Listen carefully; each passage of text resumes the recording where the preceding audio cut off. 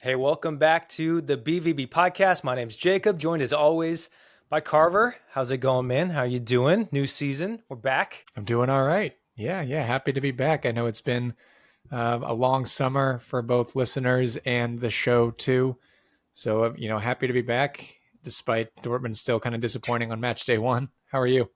Yeah, I'm doing good. It's been a good summer. It's been good. Yeah, taking a little time off from doing the podcast. And honestly, like Dortmund hasn't done much business. Like there hasn't been much to talk about. Yeah. We caught up after the Club World Cup, and yeah, we're finally back. We did a live stream over the weekend for the first Bundesliga match. Yeah, it's good to be back. And like I said, I mean, Dortmund didn't do any business until as we're recording today. So now we're back to talk about it, and of course, talk about the first Bundesliga match over the weekend. Talk about the upcoming season, the signings and an extension, the news we got today as we're recording on Monday nights. I feel like I'm already rambling because it's been a while. Carver, how many years have we been doing this podcast, and I still feel a little rusty when we're getting back into it? It's been a while, but it is a jam-packed episode. Yeah, like you mentioned, the signing of Chukwuemeka, we got a game to cover. The BVB Frauen are in a new division here as well. And like you mentioned, Kovač with an extension, a lot to cover. Yeah, let's start with the exciting news. Is always the signings, and yeah, we actually have something to talk about. I know we talked about Joe Bellingham earlier with the Club World Cup, and we did an episode on that, and you seen him live, gave your thoughts. Maybe we have some other thoughts now that he's played his first half of the Bundesliga season. I did go back. I was looking back through our Instagram, and I saw like, oh, what are your way too early predictions for Joe Bellingham? And someone did say he'll be in the starting 11 in the first Bundesliga match day. And it's like, you got that right. He also put some goals and assist numbers in there, but we'll wait to see if he hits those. But he did start. He only played 45 minutes. So I'm sure we'll talk about that with the match. But yeah, over the weekend, we were being pretty critical. Obviously, the opening match of the Bundesliga season for Dortmund, draw 3-3 with St. Pauli. We see, because of injuries we already got in the offseason, we're seeing our very slim back line being put to the test. We talked a lot about that, and I'm not asking you to go back and rewatch the live stream because that was a full 2 hours of us hanging out and talking, and that's what we're going to get really into things right now. But we've addressed some things. We talked about Chukwuemeka, and I wouldn't say I was being critical, but I was more questioning, like during the live stream, is this a player we actually need to bring in, given the how our midfield is kind of shaken out. I was kind of along the lines of, if Brandt can come back and have a great season, do we need him in there? But also, we did mention in the live stream the news of Reyna going out, so now we're bringing Chukwuemeka in. Seems like we're kind of balancing that out. And from what we saw of Chukwuemeka at the end of last season, it was very limited appearances, but we saw some really good things. So if we can get a healthy Chukwuemeka, and if we can get some guy who's in and ready to go, I'm excited. I'm excited for this signing, even though I might have was questioning if we needed him necessarily just a few days ago. That doesn't mean I'm not excited to have him here. And he's signed long-term through 2030. It's not a loan, official signing. I think it's 25 million. Plus there is going to a pretty big sell-on fee for Chelsea if we sell him. But yeah. Yeah, I know Dortmund has been playing poker for Chelsea for quite some time this summer over the signature of Chukwuemeka. Chelsea wanted just a permanent signing in this deal. They were not interested in another loan spell. So Dortmund finally got this over the line. A lot of people were scratching their heads if this was actually going to go into fruition or not, because the transfer window is closing very soon. And thankfully it happened just today. Yeah, and I think this is an important signing despite his limited minutes, like you mentioned, in just the few months that he was here. But the squad lacks a lot of depth in a lot of departments. It is very thin across the board, and creativity and attack is definitely not the priority, but it is one of the priorities I think that the club needs to look at. Because if you look at the bench against St. Pauli in that second half, besides Bayer, there is not a single senior level proven player that is capable of being a game changer. And while at first glance, if you look at Chukwuemeka's numbers, one might notice he's just got one goal contribution over the course of his loan spell, right? Not too impressive, but deeper dive into these numbers, it tells a bit of a bigger story.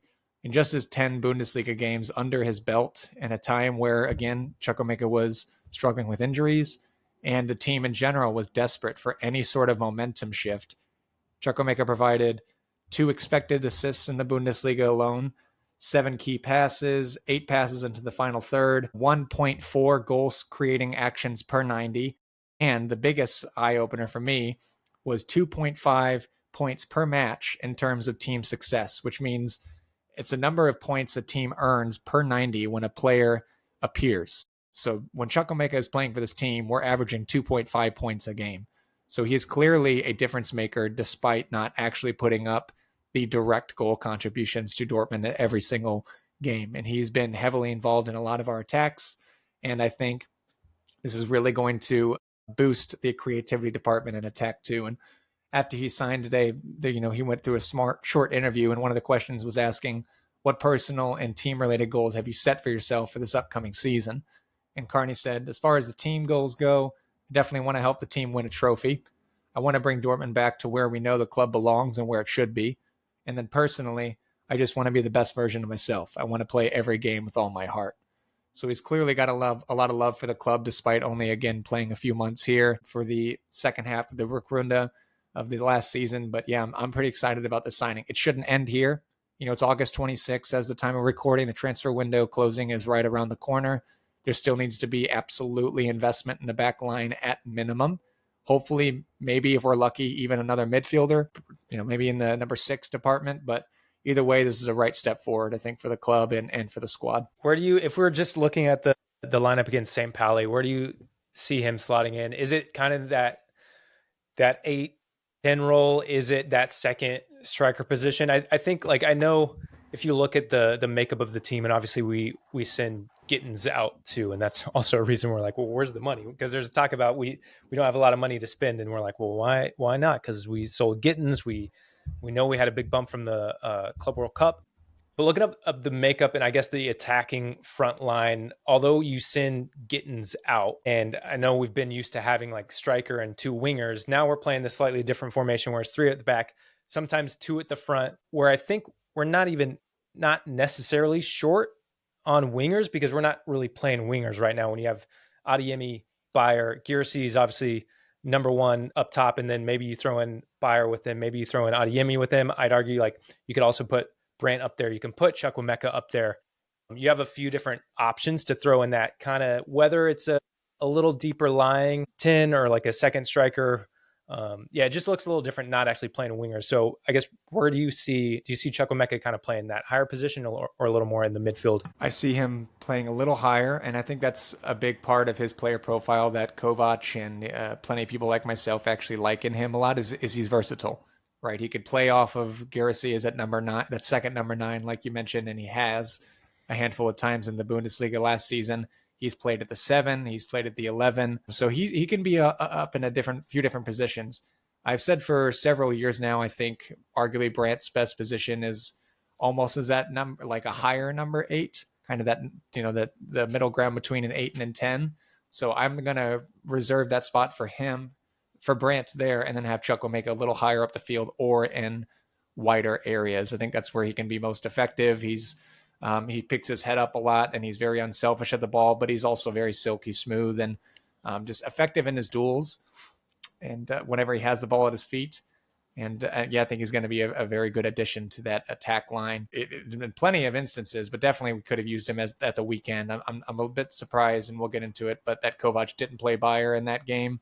And I think we could have absolutely used another player like Chukwuemeka in that St. Pauli game. Yeah. And you mentioned we need to do more business. We need to bring more people in. The weird caveat with this Chukwuemeka deal, and I think some news we thought we were also going to get on Monday, and very likely you're listening to this podcast on Tuesday morning, and maybe Dortmund have already announced, but there wasn't Chukwuemeka news without also talking about Aaron Anselmino and also Mino. I'm probably pronouncing that terribly wrong, and I do apologize. But all the talk is that we'd also be signing this player on loan from Chelsea. He's 20-year-old center back. And so, yeah, there is some reinforcements in the back line.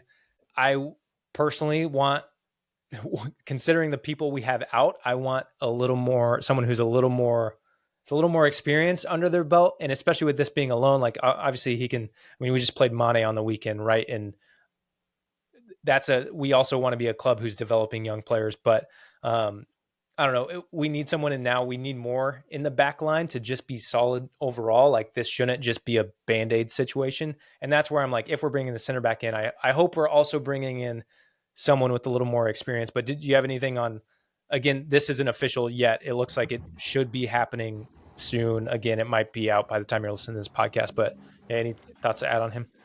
Well, I haven't seen Anselmino play much at all, honestly, but my biggest thing is this is just a loan. This is not going to be Yep. another permanent signing like Chukwuemeka. So this is a short-term cover for a long-standing deficiency in the team. I've said it before. Jacob and I have been saying the exact same talking points for 3 years now, that we have count them, three natural, healthy center halves in this team right now. And actually, currently, we have one going into the next game. They're not healthy. Yeah, they're not healthy, and one of them suspended as well.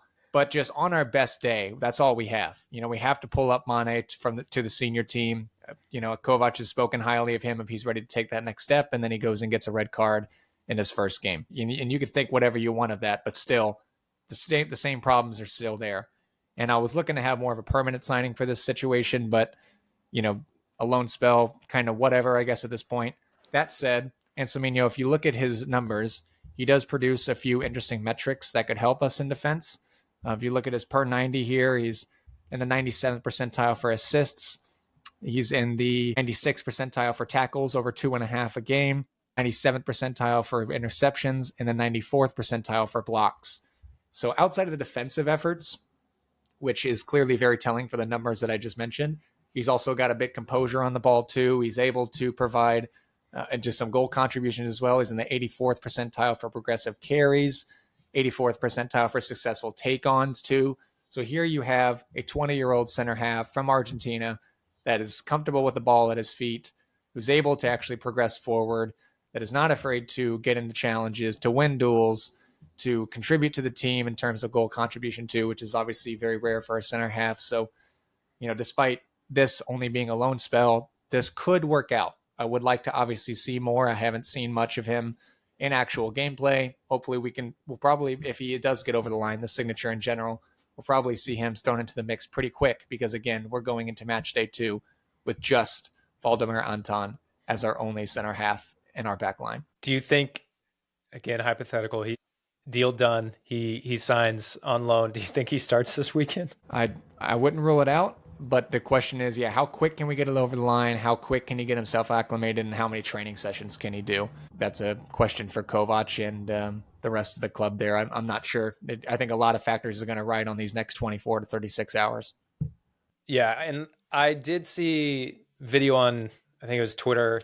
I saw a video of him coming into the airport, flying in. So if that's all progressing, I'm guessing Monday today was medicals and that kind of stuff. And then it'll be announced on Tuesday, hopefully. And then, by that time, hopefully he'll get at least a few training sessions in. Because, what are you looking at? Like, Mane gets the red card. He's obviously out.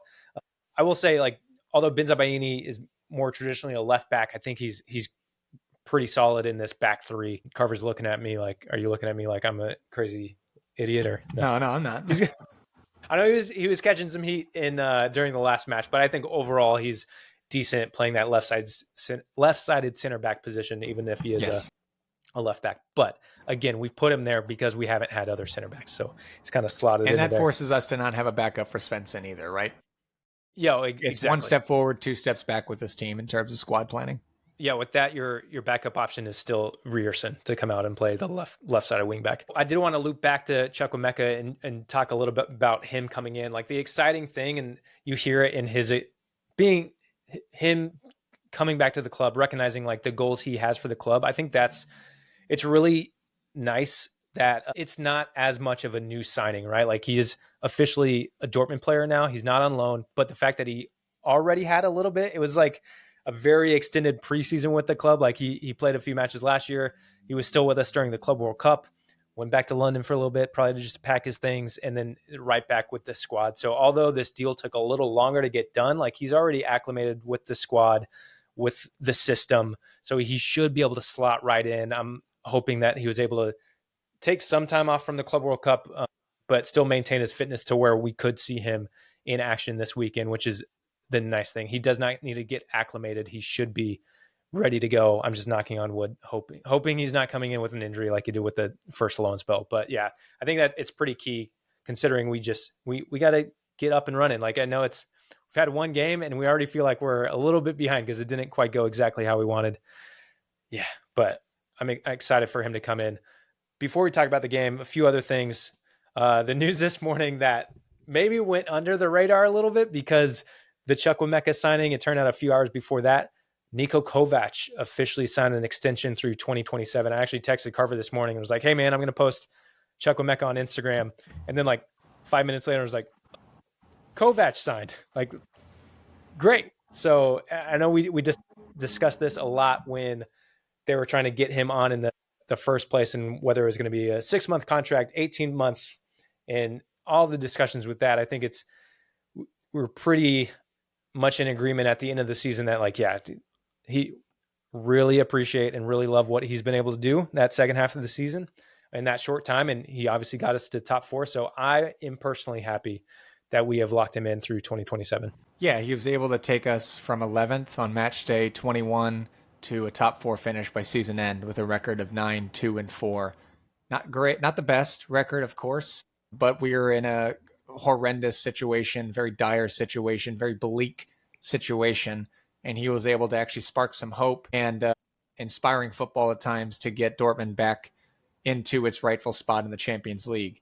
His game model isn't near perfect by any means, and I understand there are areas for improvement. I've heard and seen a handful of online this summer already, but my primary concerns with the club as of late lie with the squad planning rather than the coach at the helm. I mean, Şahin had plenty of his issues, but I think Kovac is at a point where he's competent enough to deal with the team in terms of what he has in front of him, like a very player-centered approach.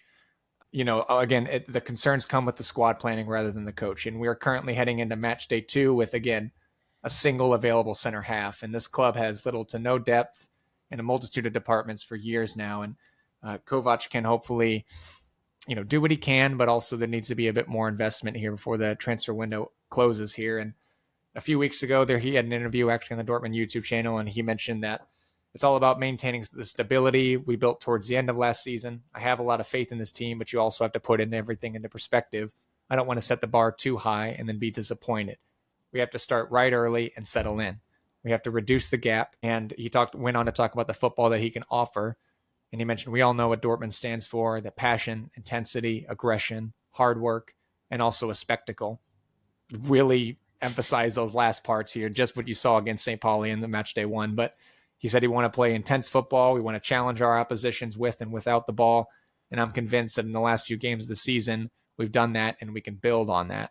And then just after the extending, he went on to kind of build on those thoughts by saying, we've achieved a lot together over these past few months. As a coaching team, we felt a great deal of trust and the feeling that we can make a difference here together with the club and the fans. The discussions these past few weeks have only further strengthened my conviction in the sense that we can continue on the path that we've chosen with lasting success, with honest work, clear decisions, and great enthusiasm.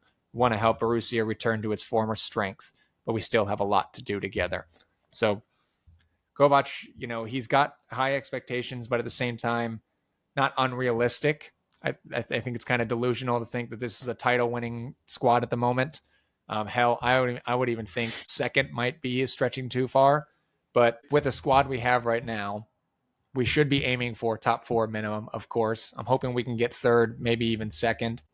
But Kovac has to find the right things to get results against relegation sides, because last season that has been a huge issue for us. And not only is it still the same problem, but now we're not getting the results we need against relegation sides whenever we are in massively favored positions. 2 goals up against St. Pauli, a team that struggled for goals last season, and then to actually instill the belief in the opposition for them to come back and from such a deficit. Yes, there was a red card. Yes, there was a penalty, but you saw the heads drop. You saw the mentality issues, something that Kovac has actually helped, I think, kind of guide us away from in times in the spring. And we have to continue building on that, because that is something that's going to be extremely detrimental for this season. And, with Bayern asserting dominance against Leipzig in the first match day with a 6-0 win, it seems like, we're already falling behind and the race has barely even started yet with us having the same problems. So I'm happy again. In the end, I'm happy that Kovac has also got an extension. I think he's deserved to build on the momentum that he's helped create in the spring, but it isn't enough in terms of the 9-2-4 record. Yes, we were in a really dark spot, but he's had a full preseason. He's had some competitive games in the World Cup as well. He's got time to figure things out. We just need to invest a bit more back into him these next few days, fill a few more of these holes, and just do the basic things right, again, with conviction, like he mentioned too.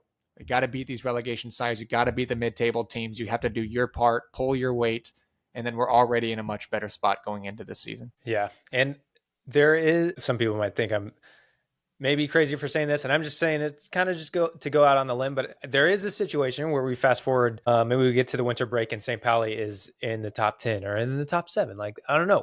This is also the first match day, so maybe they end up being a decent squad this year, and we look back at this result and be like, actually not the worst. Like, it feels pretty bad right now, and I'm going to take it as a poor result given the us being up, given the mentality, given the lapse and the breakdown. And yeah, while we get a red card and we go a man down, we're also still winning at that point. And you, like we talked about it before, we talked about it during the live stream, like you can still be you can bunker down with 10 men behind the ball. And not that that's the football I want to see, but in that situation where there's not a ton of time left, like you got to see the game out. And that's not even necessarily on coaching. He can kind of give instructions, but that is a very much a mental thing. And if anyone watched the Liverpool Newcastle match on Monday, as I'm saying Monday, I realized earlier I said we're recording on Monday night. We are recording on Tuesday night, but Newcastle down 2 goals, down to 10 men, and they're able to fight back. They eventually lose that game, but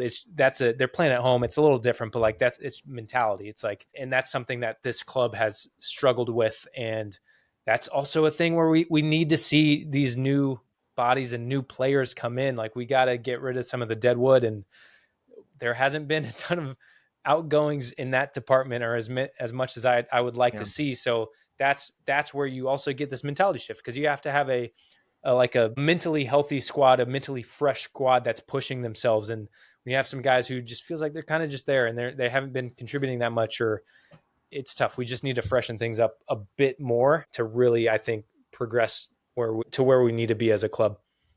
But we also have to remember too, it's not just a mentality thing. Like, what is a coaching issue is the lack of solutions that we're finding to break down teams that are much, much lower quality than us. You look at the XG of this Dortmund game. I'm not going to get too far ahead because we got one or two other things to cover before the game, but it's an XG of 1.56 for Dortmund, and a big chunk of that comes down from the penalty, right? And Kovač mentioned that actually in the press conference too, for post game.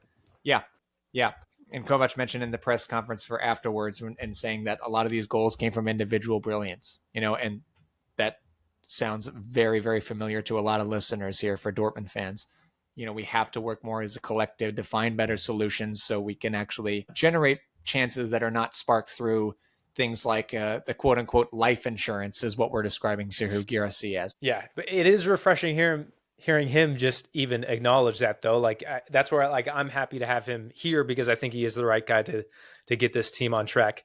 If, as you mentioned, it is a little more on like the squad build and the plan in the sporting department on that end. Like, but I do feel very comfortable with Kovač being here, and I'm excited he's staying. I don't want to be going through another coaching search right now. I'm excited to have him. That's kind of where we started this rant and this conversation. I'm excited Kovač is here, and he's a good midterm solution, I think. Yeah.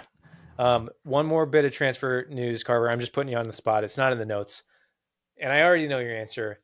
Do you want Fabio Silva to be announced Wednesday morning? I mean, as being the only signing, not really. No. What if he can play center back? He can't. All right. We have Gio to talk about.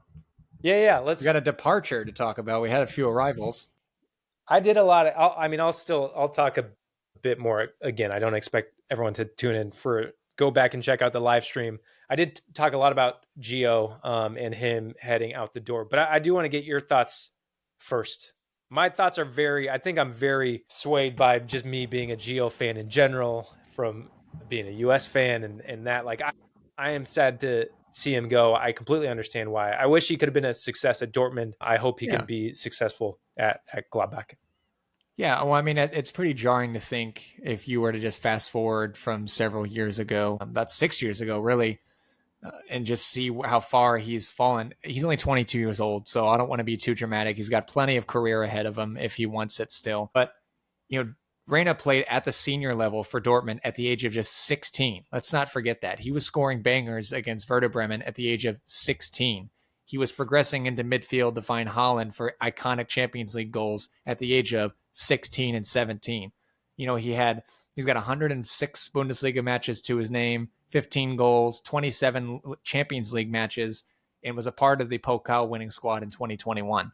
And Gio Reyna showed an immense sense of composure, sharp vision, an eye for goal and chance creation, ball retention, and overall his ceiling for potential was and still can be very, very high, and just a promise to his incredibly young age. But over the years, injuries and circumstances that we might not never know the details on has completely interrupted, if not stunted, his momentum to take himself to that next level. And it's sad at the end of the day.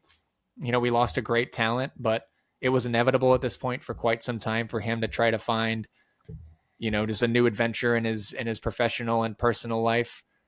And he can very likely find similar heights. It's just not going to be here.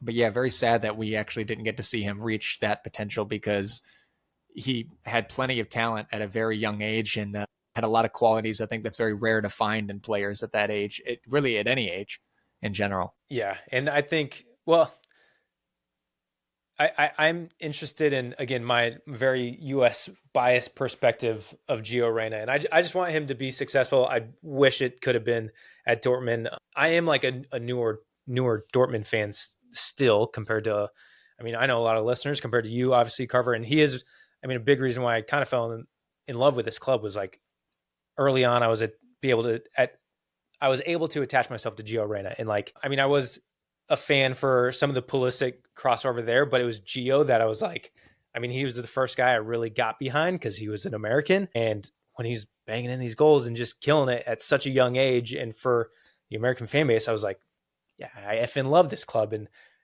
I'm not saying I'm not abandoning, I'm not here just because Gio Reyna, but he really helped loop me in on a deep level. And then just seeing, the fans is what really kind of hooked me to stay forever, and seeing the Westfalenstadion and the yellow wall pumping week after week, and the away fans are always there cheering on, even when the team is complete shit. But yeah, Gio is a big part in, I think, me really locking in as a Dortmund fan. So sad to see him go, but hope the best for him. I am, like I said, I am very biased in my perspective of him. So I am interested in, if you're like, I'm sure there's a ton of people who are just so happy to see him go, like waste of space, don't need him anymore. So I want to hear everyone's perspective. Like, where do you fall in the Gio fence? Do you just think he's kind of a spoiled brat and you want to see him go? Do you think he's not talented anymore and you want to see him go? Or are you like genuinely sad or hope he succeeds? So let us know.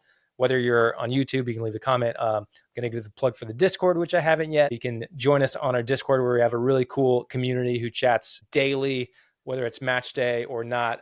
That was my biggest source for like news and information throughout the summer, which was really nice. I don't really get on Twitter at all anymore. So it's nice to like have people to talk to and have this nice little news source, which is, I would say it's from people that I all trust and are kind of friends with in our little Discord community. So that's my big plug. If you want to join our Discord, you can find the link in the description of this episode. Let us know your thoughts on who else you'd like to see come in this transfer window, what positions we need to strengthen, your thoughts on Gio, your thoughts on Kovač. Yeah, make sure you join us on Discord. Carver, any other Gio thoughts, any other transfer thoughts before we move on? My last thing is I just think two things can be true at once. It can be sad that he is the deadwood. When we talk about things that we need to get rid of, he is definitely in that department. But it's sad that he is in that same department, given he was supposed to be the complete opposite side of that just a few years ago. And so before we get into the match with a little more detail, just a couple, it's kind of like admin time, like just things to keep an eye out for later this week. Champions League draw is Thursday. Is it Thursday night? It's coming up on Thursday.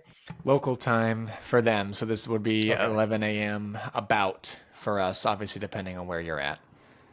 And then, well, you put local time. I was like, Carver, do you mean our local time? Or because that's pretty late. Yeah. for Europe. Yeah, so Champions League draw is going to be happening on Thursday. Pokal draw is going to be this Sunday, the 31st. So we'll find out our next opponent in the Pokal after coming off the 1-0 win at Weiss Essen. I meant to ask this earlier, but now we're talking about this. I guess quick season predictions, if we're looking at it now in all comps, because we talked about a little bit about the Bundesliga and where you kind of see us falling. What's your expectations and or hopes in all competitions? Like what would you deem it's hard to say what would you be happy with now because the ups and downs of the season can kind of change that. But what are your expectations right now as we start the season? Champions League, Bundesliga, and Pokal. I mentioned Bundesliga already. Expectations have to be at minimum top 4. I'm hoping, realistically, I'm thinking we either get 4th or 3rd.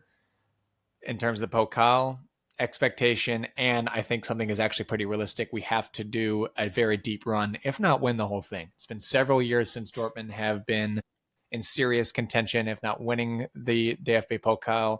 It's something that is very rich in our history. It's something that Dortmund are more than capable of doing. You look at the past oppositions, the past several years of who have knocked us out. It's pretty shocking and just simply unacceptable that we are going out to oppositions of that quality. Wolfsburg, St. Pauli too.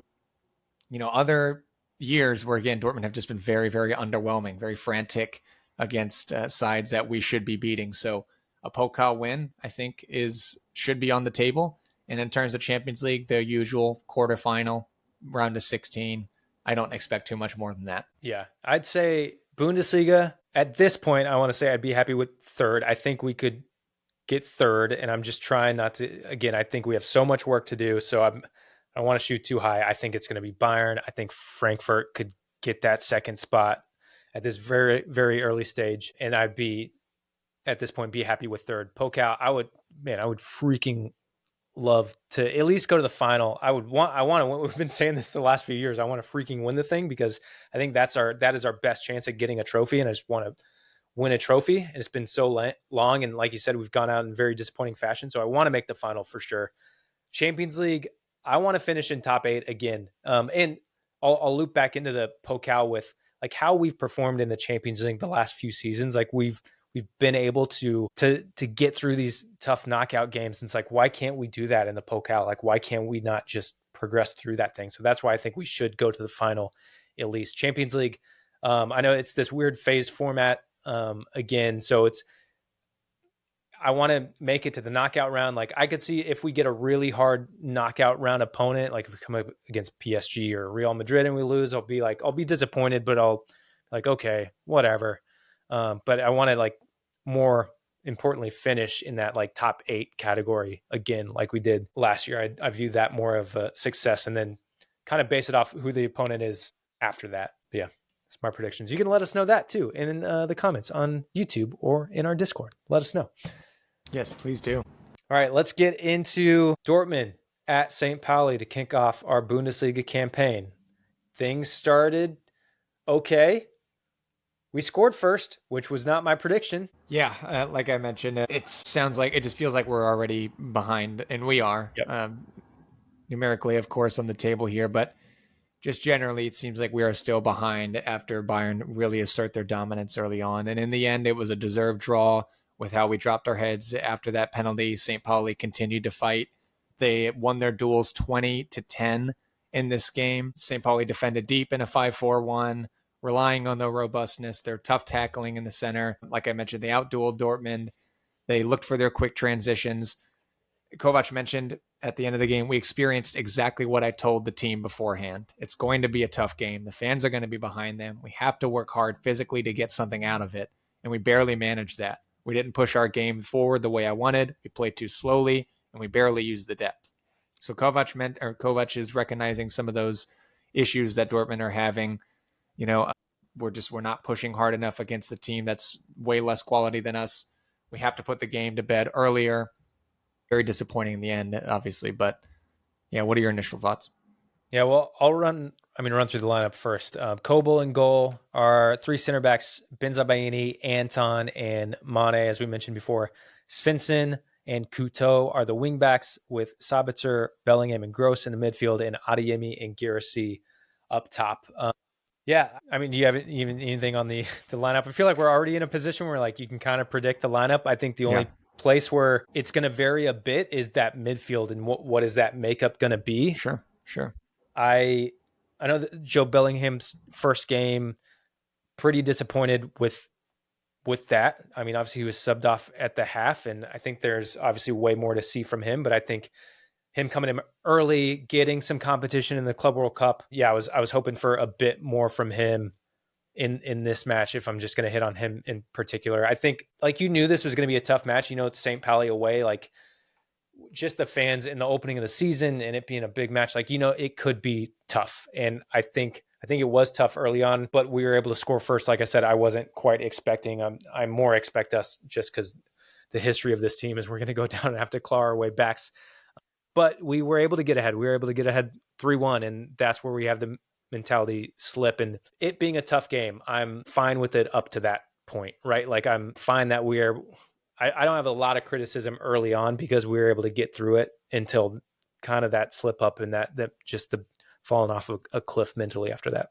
Yeah, and just to touch on the the lineup here in the end. Dortmund went with a 3-2 and build up, 3-5-2 in general, at times 3-4-3, depending on how far up Kuto is pushing, or Adeyemi in the front line when in possession. But either way, like you mentioned, it's pretty much a self-picking lineup at this point, barring maybe the midfield. I think there's definitely some room for rotation there. It's also just a matter of like who wants it. Sabitzer, Mecha, Brandt, they've all had Chan too, which is he's not healthy and he's probably not going to play at the 6 much anymore. But those three really have ebbs and flows in terms of their form. They're up and down a lot. Mecha, I was really hoping when he came on for Job, I was really hoping for him to assert himself a bit more. He found a lot of great form towards the end of last season and just last season in general. But I thought he was very underwhelming as well. Job kind of failed to assert himself, but it's his first competitive game in the Bundesliga at least. So it's going to take time for him, and I'm not dropping the hammer down on him by any means. But there's some room. Obviously, there's room for improvement, but there's also room for just a little bit more. I don't think experimentation is the right word, but some fiddling that Kovač can do with the mix of like the 6s and 8s that he's got at his disposal. But we just have to find the solutions that can get the ball circulation a bit better, because like Kovač mentioned, it's too slow. We're not exploiting the depth much against our oppositions. There's going to be low and mid blocks, yes, but we're at Dortmund. We have a lot of high quality, and we need to find those solutions again that can get better ball circulation, because it's just too predictable. It's not just against St. Pauli either. It's against Essen and the Pokal, for those that you mentioned that saw this game. Just one goal separated the two sides in the Pokal. There was a lot of energy towards those first 15 minutes for Dortmund in the cup game. We generated chances in the opening seconds. We generated a few shots on target in the opening first 3 minutes. But after an opposition kind of weathers the storm, they settle in a bit, they find their rhythm, it becomes predictable for Dortmund to play against. And we need to find other solutions, more contingency plans, and just better passing patterns it's easier said than done. I know I'm just kind of speaking this into existence as if you could just kind of muster up the solution in a day, but those are things that we do need to be prioritizing and thinking more about, because we're going to run into the same problems every week. Yeah, and I think when we scored the first goal, obviously, and who is it? Sabitzer whips it in and puts it on Girassy's head, and beautiful cross, great cross, great header. I think I was like, that's what just put it on his head, just put it on his head, because I think there was also in years past there were times where I'm like, we're not playing our striker, like we're not even. It's like we don't even have a striker. How much we're not feeding them, and now we're actually feeding him. But like you said, that can also be predictable. We need to be able to do more than just whipping crosses and put it on Girassy's head. Like, yeah, he can get a lot of goals that way, but we need to be able to work things. We need to have some other options too. So it's finding that balance. Yeah, it reeks of unprofessionalism too, right? I mean, in terms of going back to the predictability of it all, I mean, you have Kobel too, dancing on his head basically in this game, and denied at least a single one-on-one chance, arguably even two in this game, again, against St. Pauli, a team that struggled for goals last season. And we cannot continue to rely on Kobel to bail us out week in and week out. We've done this for years now. Kobel after the game mentioned even like how disappointing it is. He said it's extremely frustrating. We didn't play well, and yet we were in a position where we could have won the game.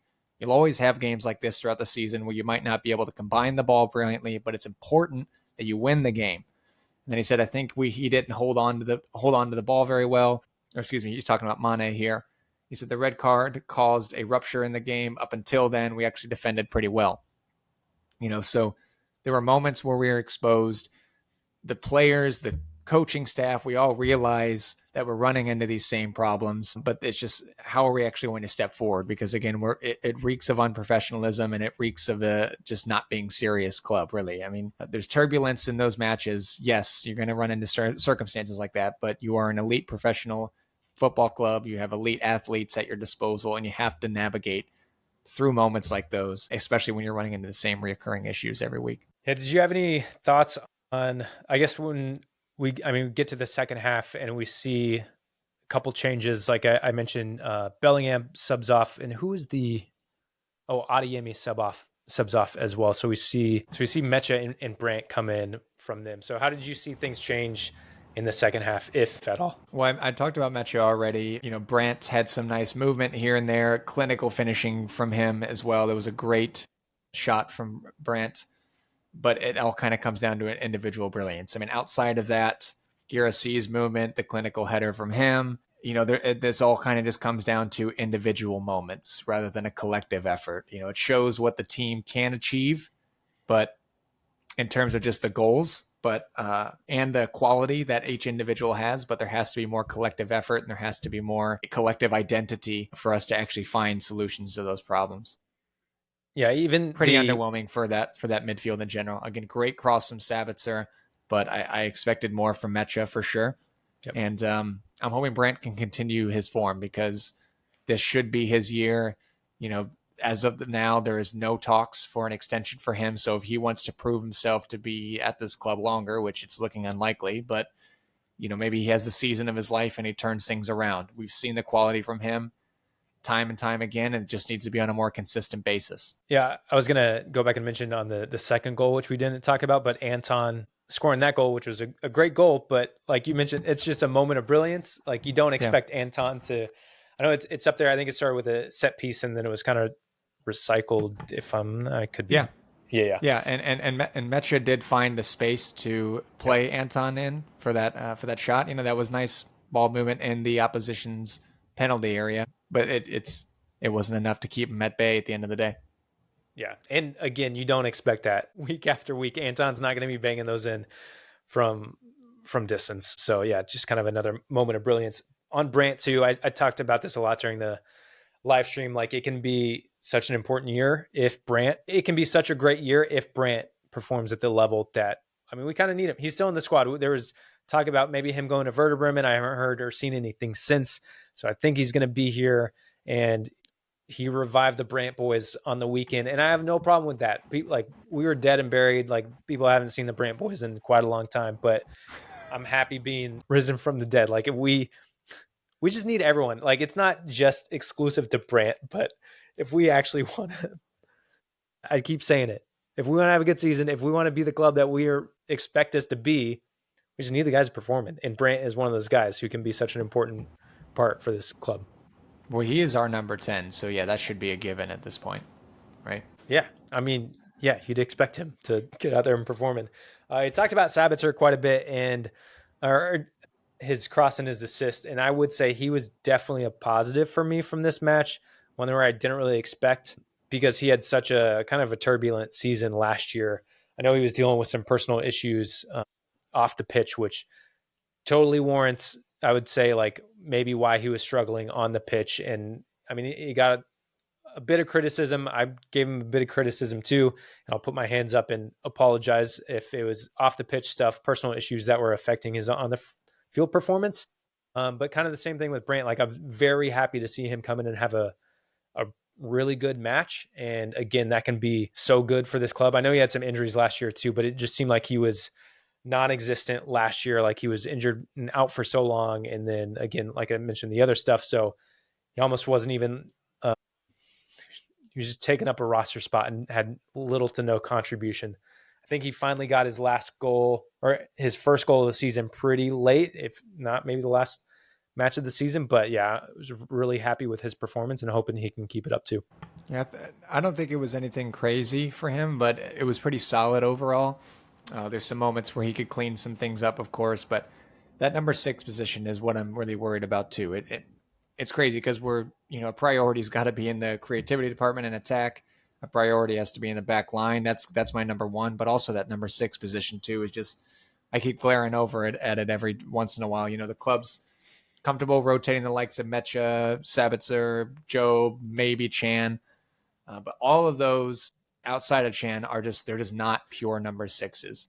Mecha even is more of a box to box kind of number 8 at times too. So I'm worried about that department too, because there's going to be a lot of oppositions that we come up against where it's going to be hard to advance into that attacking third, depending on, the mid block, low block, whatever it is. But either way, we just need to see, like you said, everyone performing at their best, and hopefully Kovač can get the best out of the players in front of him. And in the 6, it seems like we still have Özcan, right? And it seems like you're going to have to. God, I completely forgot about Özcan. You're going to have to move. He's definitely on the team, isn't he? Yeah, he played. He actually played in this game. He did, yeah. But I think you're going to have to move at least him on to bring someone in. Just the amount of bodies we have in that midfield position. I say position, quote unquote, because he is a 6, but he's not our starting 6, and you're rotating other guys in and around there. So ideally you bring in a starting caliber 6, and then when it comes to rotation and Champions League and that kind of stuff, for rotating between the Champions League and Bundesliga and Pokal, then maybe you put those other guys in there, like if it's Sabitzer, if it's Mecha or whatever. But you want a starting 6. You want someone there who's not Özcan. And obviously, we sent him out on loan last year and then brought him back because Wolfsburg didn't want him. It's why? I'm sorry, but why is he still here? Why not? That's, again, it's the deadwood. It's the guys you need to move on so that you can refresh the squad. And again, that's a position where it seems like we just need a specialist 6 there, and we don't quite have it. Yeah. That's all I got for St. Pauli. Unless you have anything else, we want to look forward real quick before we get out of here at some of the schedule for men and women. Yep. Let's get into it. Do you want to hit the upcoming fixtures for the men's team real quick? Yeah. So next match is, again, let's expect to win. It's at home. Union Berlin on Sunday. I almost said Saturday. I was thinking of a Saturday game. Sunday, 11:30 Eastern time, 10:30 if you're with us here in St. Louis. Carver, do you have plans to go to Amsterdam or anything? Do you know? Have you heard any? I have not heard anything at the moment, but I'll keep everyone posted if I do. And I do know there's been, obviously, this is the first home match of the year. I know there are a lot of watch parties across the states. A lot of people in our Discord were out at different watch parties. So again, I'll give the plug as we're just kicking off the season. If you are maybe a Dortmund fan who is kind of a Dortmund fan on your own, you don't have people to watch the match with, I highly encourage it. And if you don't know if there's a Dortmund supporters group in your area, I'm sure there is, and they're probably hosting a watch party.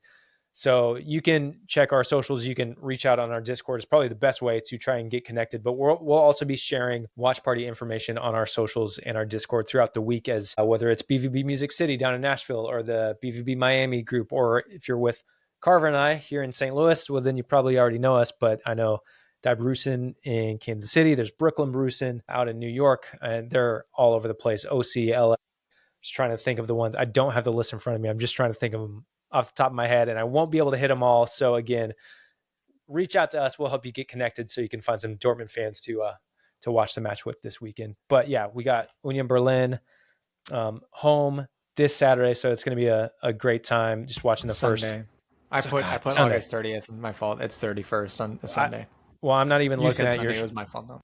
I'm not looking at your sheet. I have FOTMOB pulled up, and I'm still saying it wrong. So, but first Dortmund match at the Westfalenstadion, so that's going to be pretty exciting. And then just after that, man, we got I want to say a nice run-in to start the season. We should start with maximum points, but we're already slipping. So yeah. Union Berlin, then we are away at Heidenheim, and then home to Wolfsburg and Mainz after that. So yeah, let's get some more points.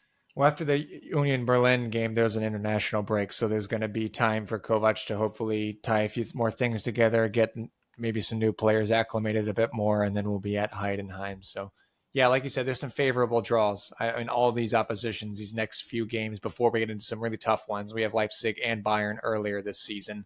I can't remember the exact dates there, but either way, we got a few games in a row where we should be winning all of them. And St. Pauli would have been another one. But and then you look at the Frauen side, the women's side of things, newly promoted. Again, every year they've been playing so far, they've been crushing it and skyrocketing up the ranks. They're now in the third division in the Regionalliga West. And they've already played their first game against Bayer Leverkusen's U23s, which they won 6-0. Their next game is away at FC Köln U21s. That's also on Sunday. FC Köln, that U21 team, finished 6th in the Regionalliga West last year. And then after that, they are at home against Gladbach 2 on September 7th. And Gladbach 2 finished 2nd in that same division last year as well. So in this new division, Regionalliga West, to my understanding, only one team secures promotion in this division as well, same as last year in the 4th division. But either way, there's some 2 pretty good tests for the Dortmund team here coming up soon. But they've already proved themselves in the first game of the season. And then outside of that, they have the Verbandspokal on September 4th. That's against SV Thulen. And if you're unfamiliar, the Verbandspokal, also known as the Football Association Cup in English, it determines the participants of the DFB Pokal in the 21 regional associations in the 25 DFB Cup. So the reason that Dortmund are not only in the Verbandspokal, but also the DFB Pokal is because they won the Verbandspokal last season. So they are qualified into the higher division Pokal this season, and that actually is against none other than Bayern Munich on September 27th. So Dortmund the women's team have a handful of really big fixtures coming up in just these next 30 days against some tougher oppositions in their division, as well as 2 big cup games as well, one against arguably the best team in German women's football. So some big tests for them. And if you're interested in seeing a bit more in depth for either stats or just the table as well, I've said it before, and we'll link it, and I've had it linked in our Discord. But if you go to fußball.de, then you can go to the section that has clubs and competitions. And this is all in German, obviously, hence the .de. But you can, depending on your platform, you can, or your server, you can have it auto translated, and then you can kind of filter from there, go to women's, and then you go to the Regionalliga West, because it's going to have the West, South, North, and then from there it'll bring you down to your divisions, and then you could actually find Dortmund's table there, and then you can go in and look at those teams individually. But either way, exciting times. Dortmund, again, promoted every league and every season that they've played in so far, and so far they're still kind of bringing that same momentum, and there's a lot more to play for this year too. So we're getting closer and closer to these really, really high divisions already. And be sure to just keep looking out for these fixtures coming up for the Frauen team. Yeah, it's really exciting. And I know we've been asked before, like how to keep up with a women's team. We have a BVB Frauen. I'm going to give it a plug again in our Discord. We have a BVB Frauen channel. Plus, they do a great job on their social media, which is at BVB09 Frauen, I believe. If you just search BVB Frauen, you'll be able to find it for sure. But yeah, really exciting. They got some awesome matches coming up, and it's just, we've been talking about them for a few years, and they've just been blowing teams away. So it's so exciting that, hopefully they just continue to keep blowing teams away.